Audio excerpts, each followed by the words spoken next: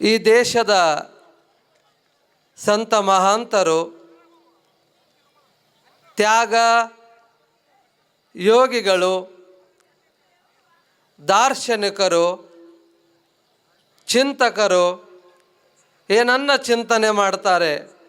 ವೇದಗಳು, ಉಪನಿಷತ್ತುಗಳು, ಶಾಸ್ತ್ರಗಳು, ಎಲ್ಲ ಧರ್ಮಗ್ರಂಥಗಳು ಏನನ್ನು ಹೇಳುತ್ತವೆ ಅಂತ ಕೇಳಿದರೆ 3 ಮಾತುಗಳನ್ನು ಹೇಳುತ್ತವೆ. 3 ಮಾತುಗಳನ್ನು. ಒಂದು, ಯಾವುದು ನಮ್ಮದು, ಯಾವುದು ನಮ್ಮದು. 2, ನಮ್ಮೊಂದಿಗೆ ಯಾವುದು ಬರುವುದು. 2, ನಮ್ಮೊಂದಿಗೆ ಯಾವುದು ಬರುವುದು. 3, ಅಂದು ಇಂದು ಮುಂದೆ ಎಂದೆಂದಿಗೂ ಅಳಿಯದೇ ಉಳಿಯುವುದು. ಈ 3 ಮಾತುಗಳನ್ನು ಹೇಳ್ತಾರೆ. ಯಾವುದು ನಮ್ಮದು. ನೀವೆಲ್ಲ ಇಲ್ಲಿ ಕುಳಿತೀರಿ, ಯಾವುದು ನಮ್ಮದು ಅಂತ ಕೇಳಿದರೆ ಏನು ಹೇಳ್ತೀರಿ? ಮನೆ, ಇದು ಯಾರ ಮನೆ? ಇದು ನಮ್ಮ ಮನೆ. ಇದು ಯಾರ ಕಾರು? ಇದು ನಮ್ಮ ಕಾರು. ಇದು ಯಾರ ಹೊಲ? ನಮ್ಮದು. ಇದು ಯಾರ ದುಡ್ಡು? ಇದು ನಮ್ಮದು. ಇದು ಯಾರ ಹೆಸರು? ನಮ್ಮದು. ಇದು ನಮ್ಮದು ಅಂತ ಹೇಳ್ತೇವೆ. ಆದರೆ ಯಾವುದು ನಮ್ಮ ಜೊತೆಗೆ ಬರುವುದು? ನೆನಪಿಟ್ಟುಕೊಳ್ಳಿ, ನಮ್ಮ ಕಾರು ನಮ್ಮ ಜೊತೆಗೆ ಬರುವುದಿಲ್ಲ. ನಿಮ್ಮ ಪ್ರಾಣ ಹೋಗುವಾಗ ನಿಮ್ಮ ಕಾರು ನಿಮ್ಮ ಜೊತೆಗೆ ಬರುವುದಿಲ್ಲ. ನಿಮ್ಮ ಮನೆ ನಿಮ್ಮ ಜೊತೆಗೆ ಬರುವುದಿಲ್ಲ. ನೀವು ಗಳಿಸಿದ ದುಡ್ಡು ನಿಮ್ಮ ಜೊತೆಗೆ ಬರುವುದಿಲ್ಲ. ನಿಮ್ಮ ಬಂಧು ಬಾಂಧವರು ನಿಮ್ಮ ಜೊತೆಗೆ ಬರುವುದಿಲ್ಲ. ಹಾಗಾದರೆ ಯಾರು ನಮ್ಮ ಜೊತೆಗೆ ಬರ್ತಾರೆ? ಯಾವುದು ನಮ್ಮದು? ಯಾರು ನಮ್ಮ ಜೊತೆಗೆ ಬರ್ತಾರೆ? ಯಾವುದು ನಮ್ಮದು? ನಮ್ಮ ಮನೆ ಇದು ನಮ್ಮದು ಅಂತೇವೆ. ನಾವು ಗಳಿಸಿದ ಸಂಪತ್ತು ನಮ್ಮದು ಅಂತೇವೆ. ಒಬ್ಬ ರಾಜ ಇದ್ದ, ಭಾಳ ಗರ್ವಿ. ಇಡೀ ಸಾಮ್ರಾಜ್ಯವನ್ನೇ ಆಳುವಂಥ ಒಬ್ಬ ರಾಜ. ಭಾಳ ಗರ್ವ ಬಂದುಬಿಟ್ಟಿತ್ತು ಆ ರಾಜನಿಗೆ. ವಜ್ರ ವೈಡೂರ್ಯ, ಸಿರಿ ಸಂಪತ್ತು, ದವಸ ಧಾನ್ಯಗಳು ಎಲ್ಲವೂ ತುಂಬಿ ತುಳುಕುತ್ತಿತ್ತು. ಆ ಮಹಾರಾಜನಿಗೆ ಅಹಂಕಾರ ಬಂದಿತ್ತು. ಒಂದು ದಿನ ಅವನ ಅರಮನೆ ಕಡೆಗೆ ಒಬ್ಬ ಸನ್ಯಾಸಿ ಬರ್ತಾನೆ. ಬಂದು ಮಹಾರಾಜನಿಗೆ ಕೇಳ್ತಾನೆ, ಮಹಾರಾಜ, ನಾನು ಭಾಳ ದೂರದಿಂದ ಆಯಾಸ ಆಗಿ ಬಂದೇನೆ. ನಿನ್ನ ಧರ್ಮಶಾಲೆಯಲ್ಲಿ ಒಂದಿಷ್ಟು ಆಶ್ರಯವನ್ನು ಕೊಡು. ಇವತ್ತು ನಾನು ಇಲ್ಲೇ ಇದ್ದು ನಾಳೆ ಮತ್ತೆ ನನ್ನ ಯಾತ್ರೆಯನ್ನು ಮಾಡ್ತೇನೆ ಅಂತ ಹೇಳ್ತಾನೆ. ಧರ್ಮಶಾಲೆ ಅಂತ ಹೇಳಿದ ಕೂಡಲೇ ಮಹಾರಾಜನಿಗೆ ಸಿಟ್ಟು ಬರ್ತದೆ.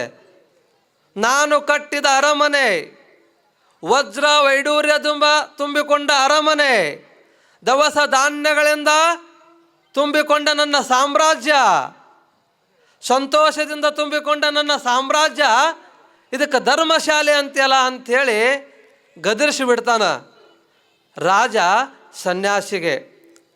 ಒಂದು ನಿಮಿಷ ಶಾಂತನಾದ ಸನ್ಯಾಸಿ ಮಹಾರಾಜನಿಗೆ ಪ್ರಶ್ನೆಯನ್ನು ಮಾಡ್ತಾನೆ. ಮಹಾರಾಜ, ಇದು ನಿನ್ನ ಅರಮನೆ, ಇದು ನೀನು ಕಟ್ಟಿದ ಅರಮನೆ, ಹೌದಾ? ನಿನಕ್ಕಿಂತ ಪೂರ್ವದಲ್ಲಿ ಯಾರಿದ್ದರು? ನನ್ನ ತಂದೆ ಇದ್ದ. ಹೌದಾ? ನಿನ್ನ ತಂದೆಯಕ್ಕಿಂತ ಪೂರ್ವದಲ್ಲಿ ಯಾರಿದ್ದರು? ನಮ್ಮ ತಾತನವರಿದ್ದರು. ಹೌದಾ? ಈಗ ಎಲ್ಲಿದ್ದಾರೆ ಅವರು?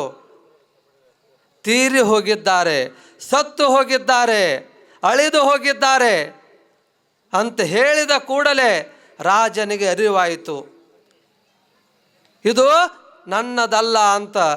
ಆವಾಗ ಜ್ಞಾನಿ ಸನ್ಯಾಸಿ ಹೇಳ್ತಾನೆ, ನೋಡು ಮಹಾರಾಜನೇ, ಈ ಜಗತ್ತಿಗೆ ಎಲ್ಲರೂ ಬರುತ್ತಾರೆ, ಸ್ವಲ್ಪ ಮಟ್ಟಿಗೆ ಇರುತ್ತಾರೆ, ಎಲ್ಲವನ್ನು ಬಿಟ್ಟು ಹೋಗುತ್ತಾರೆ. ಹಾಗಾಗಿ ಸ್ವಲ್ಪ ಮಟ್ಟಿಗೆ ನಾವು ಇಲ್ಲಿ ಬಾಡಿಗೆಗಾಗಿ ಬಂದಿದ್ದೇವೆ. ನಾವೆಲ್ಲರೂ ಇಲ್ಲಿ ಬಂದು ಸ್ವಲ್ಪ ದಿನ ಇದ್ದು ಬಿಟ್ಟು ಹೋಗೋದಕ್ಕಾಗಿ ಇದು ಧರ್ಮಶಾಲೆ ಅಲ್ಲವೇ ಅಂತ ರಾಜನಿಗೆ ಸನ್ಯಾಸಿ ಪ್ರಶ್ನೆಯನ್ನು ಹಾಕ್ತಾನ.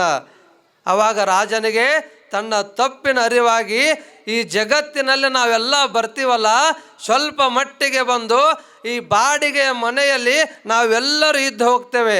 ಅದಕ್ಕೆ ಹೇಳ್ತಾರೆ, ದೇವರ ಮನೆ ಇದು, ಈ ಜಗವೆಲ್ಲ, ಬಾಡಿಗೆದಾರರು ನಾವುಗಳೆಲ್ಲ ಅಂತ.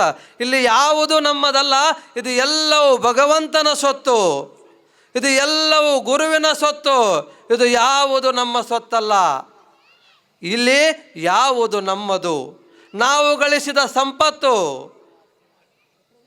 ನಮ್ಮ ಕಾರು, ನಮ್ಮ ಜನಗಳು, ಅಣ್ಣ ತಮ್ಮಂದಿರು, ಬಂಧು ಬಾಂಧವರು, ಇವರು ಯಾರು ನಮ್ಮವರಲ್ಲ, ಇವರು ಯಾರು ನಮ್ಮವರಲ್ಲ. ಇದು ಎಲ್ಲವೂ ಕೂಡ ಒಂದು ದಿನ ಅಳಿದು ಹೋಗುವಂಥದ್ದು, ಇದು ಎಲ್ಲವೂ ಕೂಡ ಒಂದು ದಿನ ಮರೆಯಾಗುವಂಥದ್ದು.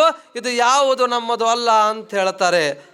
ಎಲ್ಲವನ್ನು ಗೆದ್ದಂಥ ಅಲೆಕ್ಸಾಂಡರ್, ಈ ಜಗತ್ತನ್ನೇ ಗೆಲ್ಲಬೇಕು ಅಂತ ಹೋಗುವಂಥ ಅಲೆಕ್ಸಾಂಡರು ತನ್ನ ಕೊನೆಯ 32ನೇ ವಯಸ್ಸಿನಲ್ಲಿ ಅನಾರೋಗ್ಯಕ್ಕೆ ತುತ್ತಾಗ್ತಾನೆ.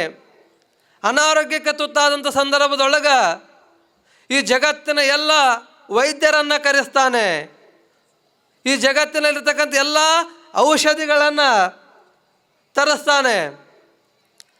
ತರಿಸಿದಾಗ ಯಾವ ವೈದ್ಯರು ಬಂದರೂ ಕೂಡ, ಯಾವ ಔಷಧಿಯನ್ನು ತಗೊಂಡರೂ ಕೂಡ ಆತನಿಗೆ ಗುಣಮುಖ ಆಗೋದಿಲ್ಲ, ಆರೋಗ್ಯ ಸುಧಾರಣೆ ಆಗೋದಿಲ್ಲ.